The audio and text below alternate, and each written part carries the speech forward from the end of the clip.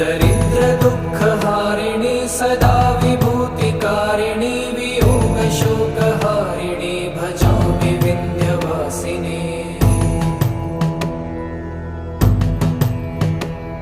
लसत्सुलोललोचनं लतासनं वरप्रदं कपालशूलधारिणी भजामि विन्ध्यवासिनी। कराब्जदानदाधरां शिवां प्रदायिनी वरावराननां शुभां भजामि विन्ध्यवासिनी।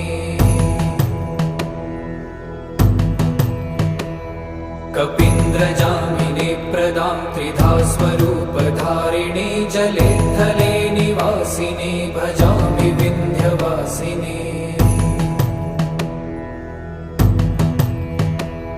विशिष्टशिष्टकारि